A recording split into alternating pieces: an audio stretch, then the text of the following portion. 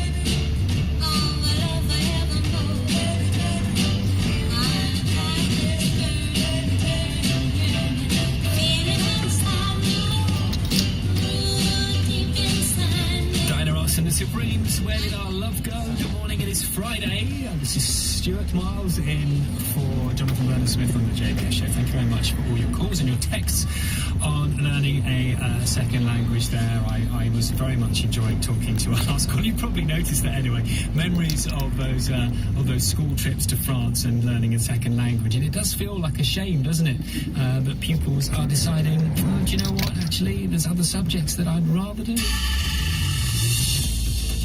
Travel news for bets, hearts and bucks. BBC Three Counties Radio. Good morning. Still fairly heavy on the A1M going southbound around Stevenage at junction 7. There was an earlier accident there. It looks like it's been cleared up, however still heavy through that.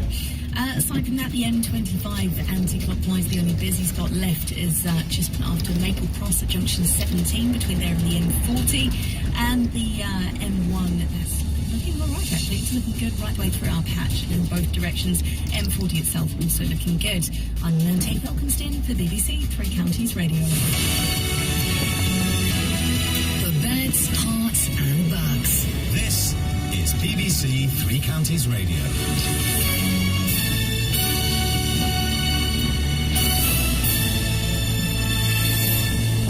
It's 10:30. I'm Simon Oxley. Milton Keynes MP says economic prospects in the new city are strong, despite hundreds more job losses being announced. Confirmed 300 jobs would go to support centre following the jobs already lost this year at the likes of Tesco. मस्जिद के बोल रहे हो ना central mask काजी ने दर्ज था जरा अगला वो काजी ने दर्ज था सजा मारतो BMW into a moped rider has been jailed for 13 years. 23-year-old John Boyle Matcham was cleared of the attempted murder of Jamie Clark, but convicted of causing grievous bodily harm with intent. The case of an 82-year-old man from Milton Keynes is to be raised directly with the Home Secretary as the repercussions of the Windrush scandal continue. A committee of MPs has described the treatment of Windrush individuals as shocking. And the body representing the food and drink industry is warning that a shortage of carbon dioxide will begin to reduce the choice of food on supermarket shelves this weekend. Carbon dioxide is used to stun farm animals before slaughter and put fizz in carbonated drinks as well as in packaging. The weather, another hot and sunny day, a maximum temperature 28 degrees Celsius. Those are the headlines. The next full bulletin is at 11. To call BBC Three Counties Radio, our number is 08081 008800 and is free from UK landlines and mobiles. To text us, it's 81333. Start your message with 3CR. Texts are charged at your standard message rate. For more details, see our privacy notice at bbc.co.uk/local radio privacy. Across beds, hearts and bugs. This is Stuart Miles. BBC Three Counties Radio. Hey, good morning. Yeah, it's Friday. It is the JVS show. I'm Stuart Miles, standing in for Jonathan Bernard-Smith. I hope you are good this morning. It's lovely to hear from you as ever, and still to come. Does anyone have a family GP anymore? And as a vicar decides not to play his church bells on a Sunday before 8 a.m. so that locals can get a bit more sleep, are church bells appealing or completely annoying to you? See what we did there. But first, should training lessons be compulsory for all new dog owners? Now, a senior police officer has said that dog owners who can't control their pets should be forced to take awareness courses. Deputy Chief Constable of North Wales Police, Gareth Pritchard, has told MPs that owners who fail to complete the proposed course would face stiffer penalties. Now, we know that dog attacks are a problem across the UK, and it was earlier this month that we were reporting that 44 posties are attacked every week, with St Albans actually being identified as a bit of a hotspot. Well, this police officer thinks awareness courses for owners whose dogs are a problem are actually going to be the way forward. But isn't that a bit late? Shouldn't they be compulsory for every dog owner? Wouldn't maybe that be the solution? So, should training lessons be compulsory for all new dog owners? Let me know what you think this morning. You can call us 08081 008800 or text us 81333 as ever. And don't forget, of course, you can always email the show, jbsshow@bbc.co.uk. Let's talk to Mick Martin, who runs a dog training school in Hertfordshire. Morning, Mick. Morning, Stuart. That seems like quite a good idea on paper, doesn't it? I think on paper it does, you know, that you get your dog, you go and sign up for a few lessons and everything goes well. And I think that's what the majority of responsible dog owners do already, isn't it, I think? I would imagine responsible dog owners go for some sort of training for their dog, but actually what we're looking at here is we're almost training the humans, aren't we? Yeah, I mean, the first book I wrote, it was the dog that needs training, it's me. Because generally, most of the time, it's the handlers that need the training. I think what the Dep was saying was something a little bit different, which is that if someone commits an offence, with a dog dangerously out of control, not only should they go to court, they should also end up doing some sort of dog training. But also, what they're saying is actually, there should be some sort of awareness course, possibly before we even got to that point. If humans and dogs were sort of set up together and trained in that way, maybe we wouldn't see any of these issues or less of them.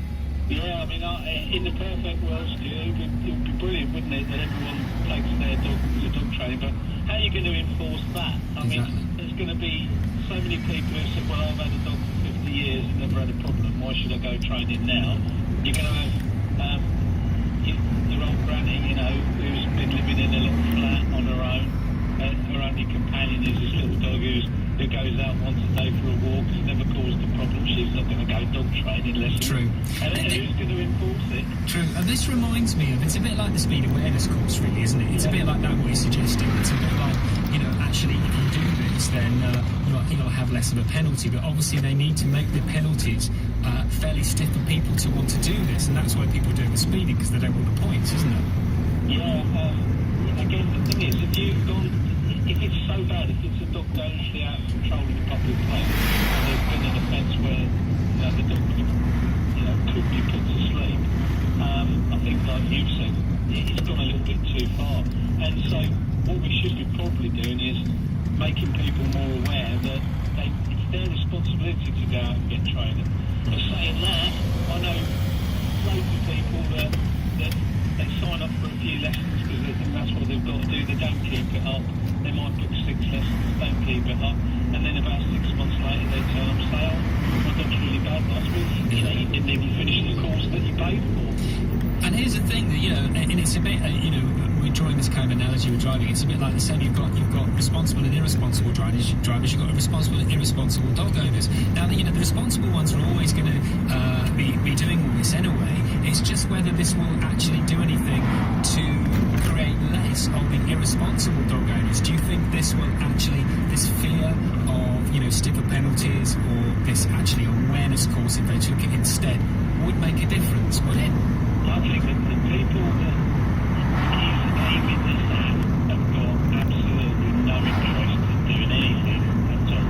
If you're thinking about people who use multiple weapons, the people I used to deal with when I was in the police, they're not going to go for training. So what do you do, Mick?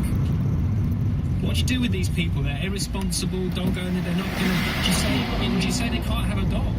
I think we've got to enforce the law that we've already got, the Dangerous Dogs Act. I know for a fact that in Stevenage, only last year there were 3 offences which involved 2 dogs being killed by another dog, and that didn't even go to court. That's terrible. That didn't even go to court. So I spoke to Jonathan about this on the radio, and okay, they're overswamped with work and all the rest of it. But the people concerned didn't even go to court. They got a caution.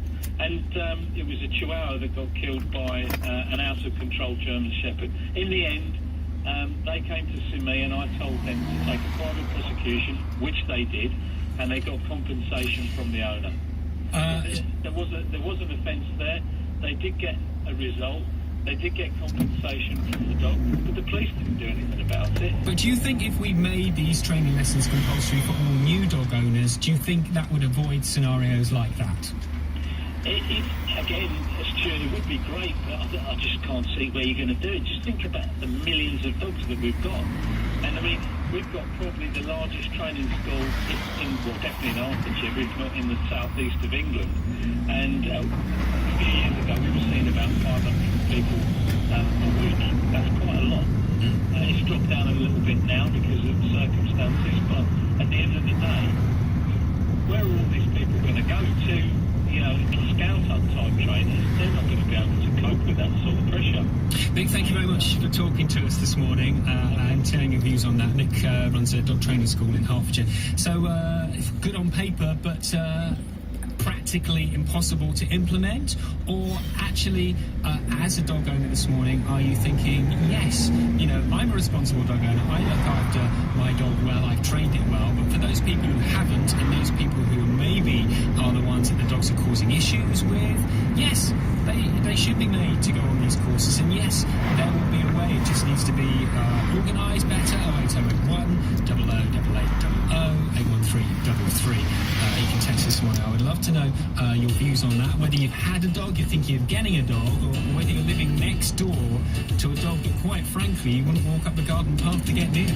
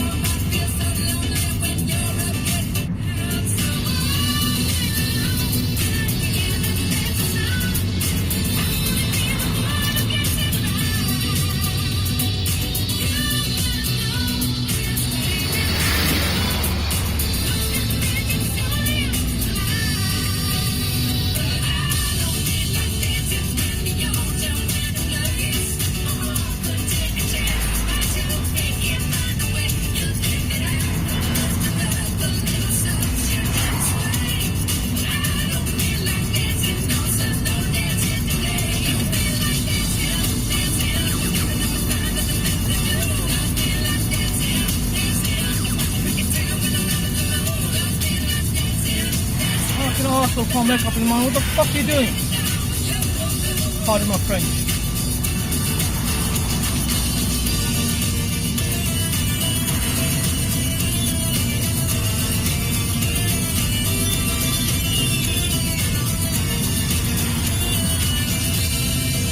Thank God.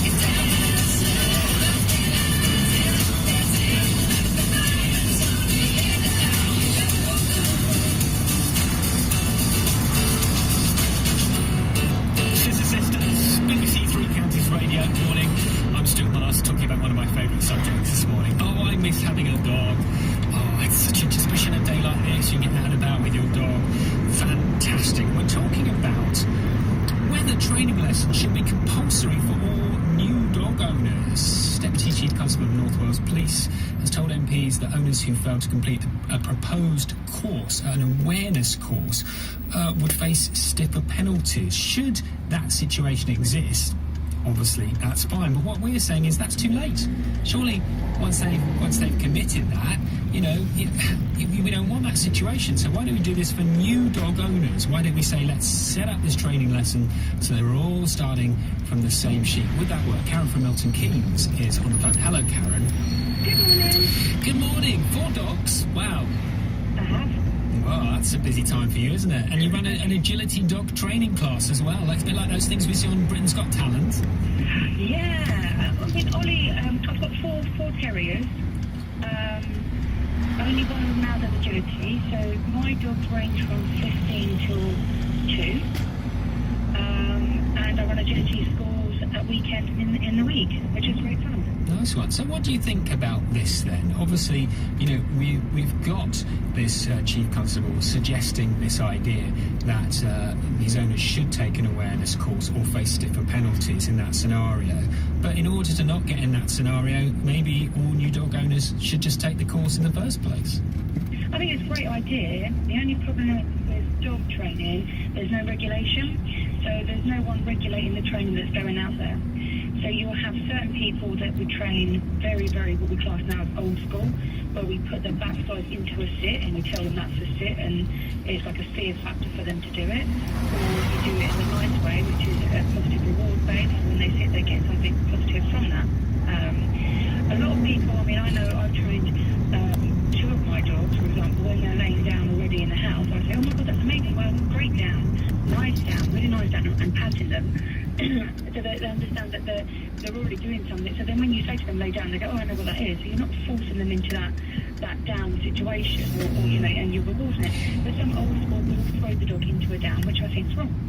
You see, actually, when you think about it, what you really need to be doing is regulating the dog owners, don't you? Never mind worrying about how you regulate the training, because surely part of your job is training the human as well as training the dog, yeah? It is mainly the human that you're training. It's mainly the person, especially within the book. That's not opportunity, but in all training, it is the person who's kind of trained to get them to understand their dog in.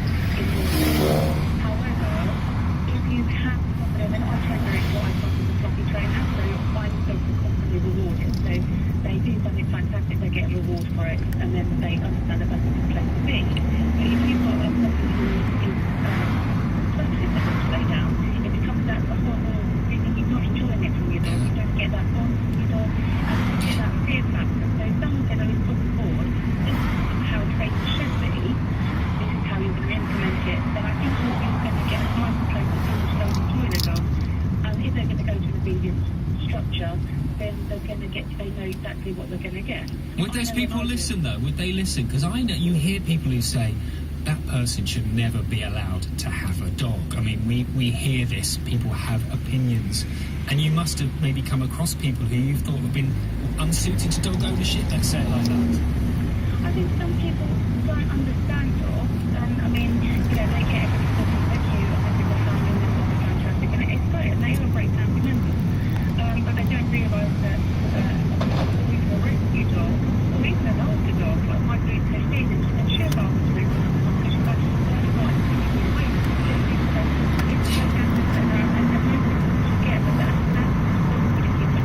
Of course, but what about dogs that become violent? We're talking about situations here where people are attacked. We're talking about situations where the police would get involved. Are there aspects of ownership that are bringing out that in these particular dogs? I think that one of those situations which is quite worrying, because I regularly one of my dogs is very much into me and nobody else. She hasn't got time for anybody else. So she's one of the people that sit by my leg and my foot from there, and if anybody comes over, she can look at them and say, I'm quite happy where I am. And it's understandable. If you've got another dog,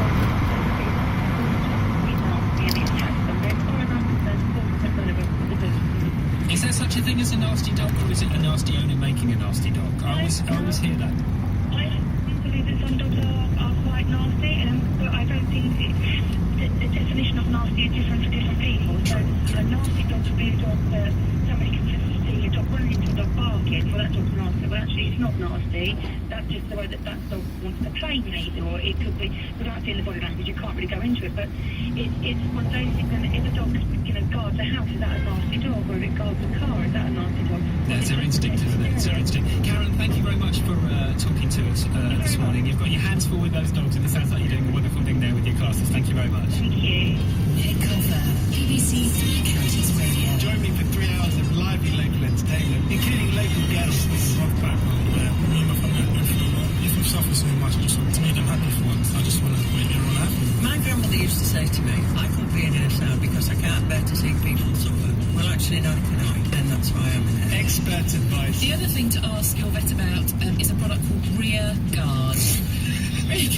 Which does exactly what it says on the tin. It's a sort of a fly repellent which you can sort of paint onto the back half of your rabbit.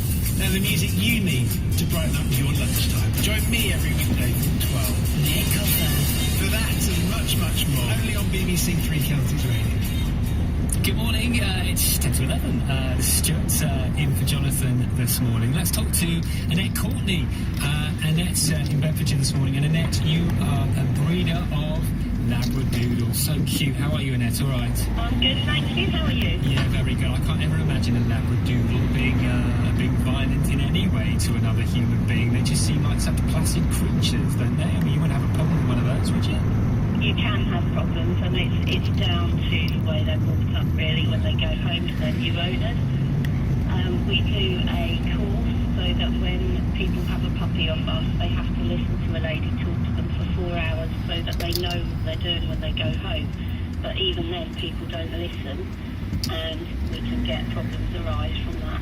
So do you think these sort of training lessons that we're talking about should be compulsory for new dog owners? So literally everyone has to go through this basic, almost a bit like passing your driving test in a way. I think that's the best thing that can ever happen. For people, for dogs, I think the council should bring this in, and I've approached the Kennel Club about starting it. About 3-4 years ago I approached them about doing this. And I think that would benefit the dogs. Less dogs would end up in care homes. I think it would be beneficial all round.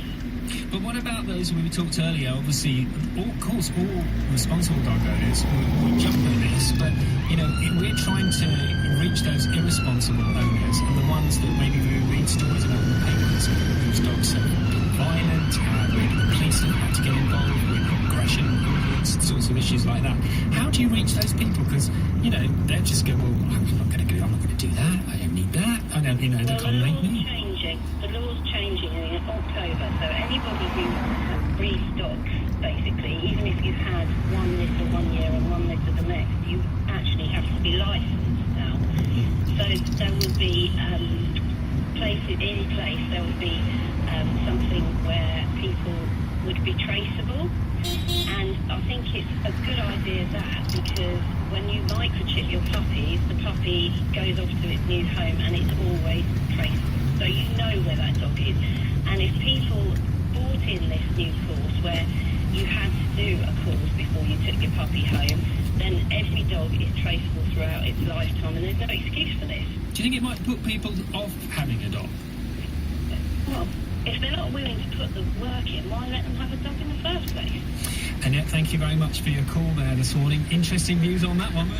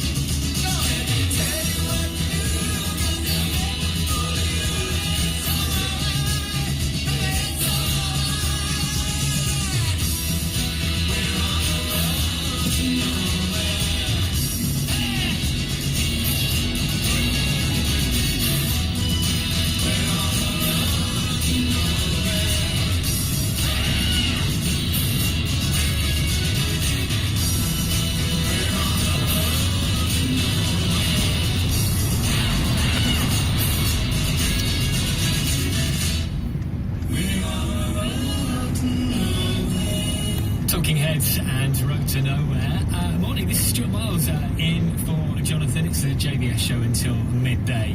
Lots still to talk about. You know what? I had to register with a new GP the other day, and yeah, you know, if you've done it recently, you'll know what complete rigmarole it is. Proof of addresses and this, that, and the other. And then when they actually gave me my final form, they said to me, "Your doctor is Dr. blah blah," and I just thought, oh, that's my doctor, is it? I thought that had stopped. I didn't realise I had a doctor. I just now know that you ring up and you see the doctor that's available. And that's how it works. But according to basically reports that have come out, patients who see the same doctor again and again have lower death rates. And that study came out this morning. Researchers at the University of Exeter found the human aspect of medical practice was potentially life-saving. And GP leaders said they recognise the value of patients seeing their own doctors. I should actually start seeing my own doctor. But can you see your own doctor anymore? Have you tried to do that?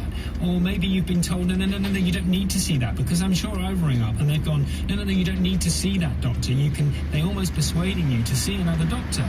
But now, see, with this coming out, are things set to change? We will talk more about this after 11 o'clock this morning, and we'd love to hear your experiences, like my experiences of does anyone have a family GP anymore, and if so, how does that actually work in practice? Travel news for beds, hearts and bucks. BBC Three Counties Radio. On the M25 anti-clockwise, it's slow now between Maple Cross at junction 17 and the M40 at 16. All because of an accident there. It's now been moved off to the hard shoulder, but still heavy. Aside from that, looking at the rest of the motorways, things have cleared up on the A1, looking a lot better, and the M1 and M40 looking fine as well.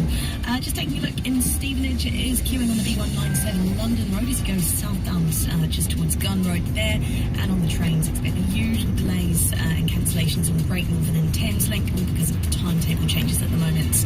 I'm Amante Falkenstein for BBC Three Counties Radio. Thanks very much, Amante. And also, to come before midday this morning, a vicar's decided not to place church bells before 8 o'clock in the morning so that locals can get a bit more sleep.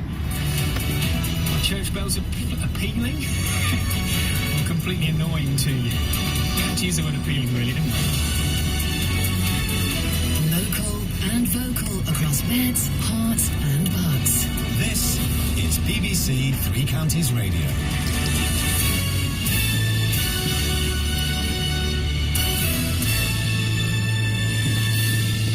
It's 11 o'clock. I'm Simon Oxley. The headlines: progress in Brexit talks, but huge differences remain. MP backing Milton Keynes economy, and Watford man jailed for driving into moped rider. BBC Three Counties Radio. The European Union's chief Brexit negotiator, Michel Barnier, has said some progress has been made in talks over Britain's departure from the EU, but huge and serious differences remain, particularly over the Irish border. As he arrived to brief EU leaders at their summit in Brussels, Mr Barnier said it was up to London to clarify its position and present a way forward. We are waiting for the UK white paper that will contain workable and realistic proposals. But let me mention once again that the time is very short. We want a deal. I'm working for a deal. The time is short, and I'm ready to invite the UK delegation to come back to Brussels next Monday. The Milton Keynes MP says economic prospects in the new city are strong despite hundreds more job losses being announced. Yesterday, Homebase confirmed 300 jobs would go at a support centre following the jobs already lost this year at the likes of Tesco Direct, Coca-Cola and House of Fraser. Ian Stewart is the MP for Milton Keynes South. The underlying strength of the Milton Keynes economy is very good. We are still one of the fastest growing parts of the country. The jobs market locally is very buoyant. So I don't think that, although this is very challenging for this sector and people who work there, it's not symptomatic of a wider malaise. The case of an 82-year-old man from Milton Keynes is to be raised directly with the Home Secretary as the repercussions of the Windrush scandal continue. Clayton Barnes has been told he will have to wait 5 years to get citizenship. Meanwhile, a committee of MPs has described the treatment of Windrush individuals as shocking. In the past few minutes, a judge has ruled that the police officer in charge at the time of the Hillsborough disaster, David Duckenfield, can face trial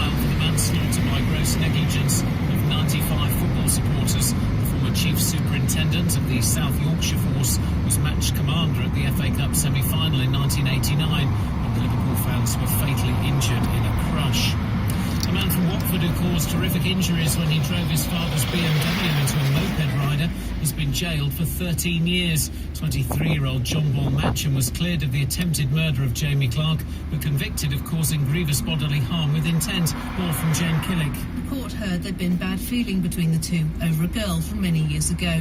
After a confrontation earlier in the day, Jamie Clark was riding his scooter along North Approach Road in Watford when John Boyle Matcham swerved to hit him. Mr. Clark was left with broken bones, brain seizures and can only walk with a crutch. In addition to the prison sentence, Boyle Matcham, who fled the scene, has also been banned from driving for 9.5 years. In sport, Andy Murray will face Benoit Paire from France in the first round at Wimbledon. Although he's yet to confirm he's taking part, Murray has played 3 matches since making his comeback last week after 11 months out with injury. The weather hot and sunny, a maximum temperature 28 degrees Celsius, and you can get the latest news and sport online at bbc.co.uk/Three Counties. BBC Three Counties Radio. 3 o'clock, it's Roberto Peroni. From midday, it's Nick Culver. Now, it's Tim Wheeler on BBC Three Counties Radio. No, it isn't. Good morning, this is Stuart Miles in for Jonathan. Until midday, it is Friday. Thank you very much for keeping me company this morning. Some great callers, some great views, and still to come as a vicar decides not to play his church bells before 8 o'clock on a Sunday morning so the locals can get a bit more sleep. Are church bells appealing or completely annoying to you? But first, does anyone have a family GP anymore? Patients who see the same doctor again and again apparently have lower death rates. That's according to a study out this morning. Researchers at the University of Exeter found the human aspect of medical practice was potentially life-saving, but had been neglected.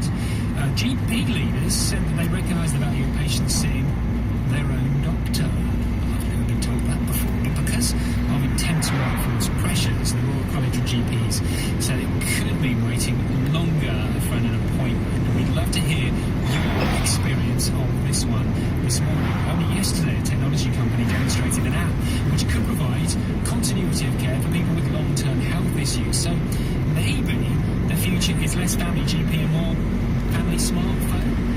Does anyone have a family GP anymore?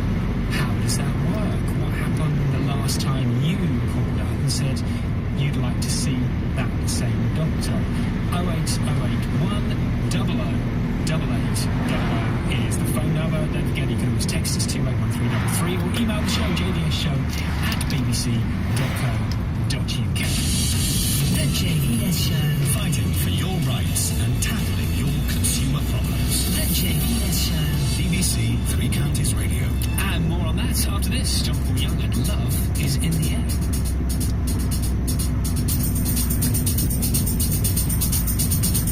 Love is in the air, everywhere around. Love is in the air, every sight and every sound. And I don't know if I'm being don't know if I'm being wise, but it's something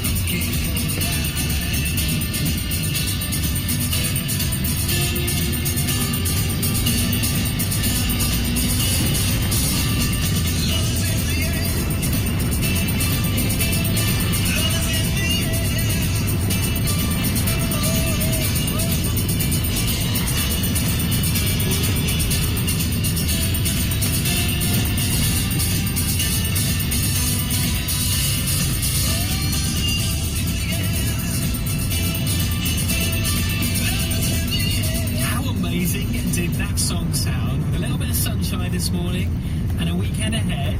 Oh, I enjoyed that. We'll play again before 12. John Paul Young, BBC Three Counties Radio. So, patients who see the same doctor again and again have lower death rates. That's according to a study out this morning. Researchers at the University of Exeter found the human aspect of medical practice was potentially life-saving, but they've been neglected. GP leaders say they recognise the value of patients seeing their own doctor, but because of intense workforce pressures, the Royal College of GPs said it could mean waiting longer for an appointment. Dr. Peter Carter is an independent healthcare consultant from Hertfordshire and a former chief executive of the Royal College of Nursing. Good morning to you, Dr. Carter. Good morning. So, is it worth me waiting a little bit longer for this appointment with my family GP, my own GP, and see the same person? Because, quite frankly, according to this, it might mean I live longer. Well, this is an interesting report, and the findings didn't surprise me at all. Continuity of care is critical to ensure good health outcomes. The difficulty, of course, is that our GPs nowadays are extremely busy, overworked, not enough time. So the kind of Dr. Finlay era that we wish we were living in has long since gone. And GPs are struggling just to catch up with the day-to-day work. So the theory is absolutely right. If you can develop your relationship with your GP, particularly if you've got a chronic condition where you're perhaps having to go over many, many years, that is going to be to your benefit. The difficulty, of course, is if you want to see the same GP all the time, you're going to have to wait longer, and therein lies the conundrum. But then, if we were all seeing the same GP at the same time, would that not be the case? It's just, I just remember, when I used to, years and years ago, you would go in and you would see the same GP, and if everyone was doing that, yes, some doctors may be overwhelmed at certain times and they can maybe have support in that scenario, but actually, if we're all just going to the one that's ours, that's okay, isn't it? Well, the problem is, if you phone your GP this morning and say, look, I felt unwell overnight and, I need to see a doctor, you might be lucky and get in that day on an emergency, but they might say, well, we've got an appointment tomorrow or Monday or whatever. And if you say, no, I really want to see Dr. Smith, and if Dr. Smith is chock-a-block with appointments until next Friday, you've got a choice to make. And the choice is, well, you can wait a week, or come in on Monday and see a different GP. And a lot will depend on how unwell you're feeling. And that's very much your judgment. But there's no question. If you could develop a long-term relationship with your GP, it's going to be better. And the other thing that I would say to people is that when you go and see your GP, write down the 2 or 3 questions that you have on a piece of paper and take it with you. Because time and time again, people come out of the surgery and they say, oh my God, I forgot to ask you, or whatever. Yeah, good advice. And a GP won't have a problem with that. And equally, GPs don't have a problem if you ask for second opinions, or if you say, look, I'd rather wait for, my family doctor that I've known for many years. Can we, maybe let's look at this then another way then, because, if you're saying, this is the scenario and we are all seeing other doctors, and I think we've all been in that experience where maybe asked to see a doctor and we've been encouraged maybe sometimes to just to see an available doctor, if you like, and there's a lot of that goes on.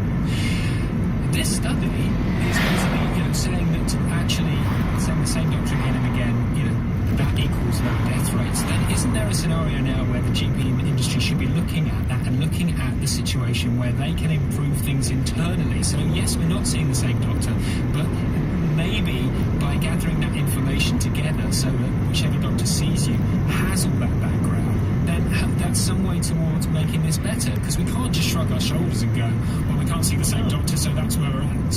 Simon, I'm not saying that for one moment. I think that there's a whole range of things that you touch on. And, for example, I was on the show a few weeks ago. Last year, there were 14 million missed GP appointments. That's where people had phoned, had an appointment, and they simply didn't turn up. So, the public have got a responsibility. If you make an appointment, resolved, then you cancel the appointment. So the 14 million listed GP appointments, 6 million listed appointments with practice nurses. Now, if we were to address some of those issues, the pressure in the system would be eased somewhat. And we also have people are really presenting to GP surgeries at times when you really have to say, look, this really doesn't warrant a GP appointment. And people don't use their pharmacists in the way that they should. We have heard these things before, and they're all absolutely valid. I think from a patient's perspective, if I go to another doctor, all I'm saying is, I don't have to want to go back to square one again with this. I want them to know where I was with the doctor I see regularly or whatever, so that they don't miss these things, because that's what this is about, isn't it? It's about a doctor having a history and a knowledge of a patient and not having to come in blind, because potentially what they're saying is, without that history, they can miss things, which actually could end up being a bigger tragedy.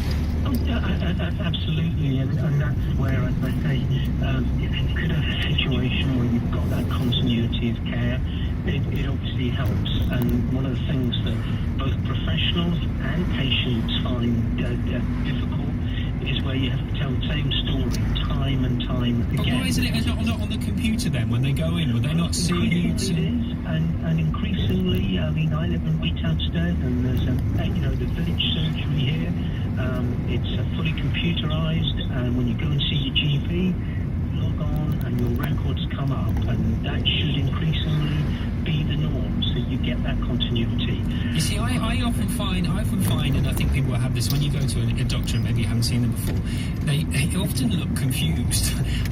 They look a bit like, I'm trying to work out who you are, I'm trying to read up about you, I don't know anything about you, I don't know the situation. They look confused, and as a patient sometimes, that can be unsettling, because again you feel like you have to go back and do your whole backstory before they are almost convinced of what you're about to tell them.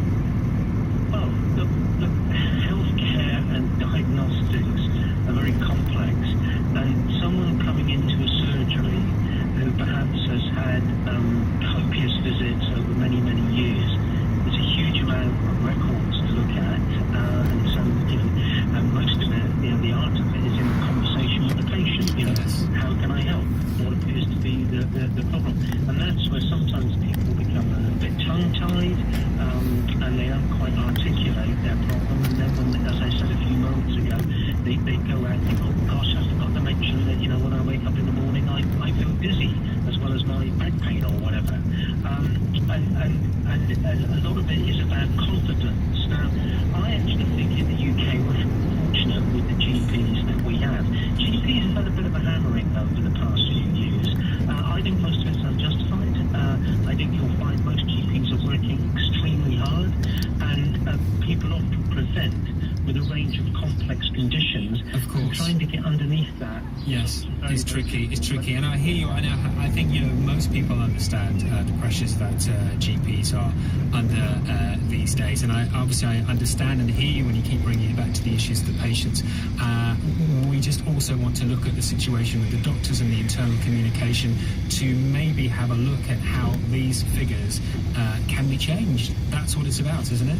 Yeah, absolutely. And, we need to train more GPs. But what we also need to do with our GP surgeries, which are increasingly health centres, is to make better use of other disciplines. Practice nurses, dietitians, speech therapists, occupational therapists.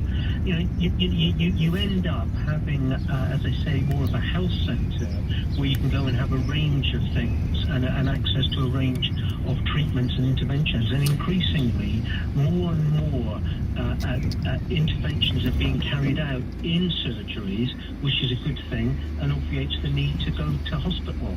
Dr. Peter Carter, there are a range of problems, and we ain't going to solve them here right now, but it's really interesting hearing your views and opinions on this morning. Thank you very much for talking to us. Thank you. Right, let's talk to John in Buckinghamshire. John, you had the same doctor for many years, apparently, before you moved house, yeah? Yeah, longer than my marriage was 27 years. I shouldn't be laughing at that, really, but it's not like I was expecting. Well, it was a point I made to them, because I had to appeal to try and stay with them, but they still said no. I was only 50 miles away. Can you understand though? Can you understand? You've just been listening to Dr. Peter Carter there, and you must be able to understand the pressures that GPs are under. And basically, if they're not, if you can't see the same doctor and you need to see a doctor, then you just have to go to the one who's available. No, I worked in the NHS for 10 years, so I have total sympathy for GPs. I think they've been really maligned by the government. I do think we should very quickly bring in a very simple bill to actually make it legal for them to charge for missed appointments. Just £10 would be enough of a deterrent, I think. But my new GP, it took me, I mean, it was a real, I don't have the same confidence in them, I can't confide in them about things. It's very difficult, but if I only see them on an emergency, I have to call at 8 a.m, the doctor calls me back and then decides whether I should come in. That's the system they have. It's not really very good. I mean, and, you know, I think a lot of this is about the way they schedule. My old doctor used to take 6 weeks to see him if it wasn't an emergency, and by that time, everything has changed. Now, John, I just take a long time to go.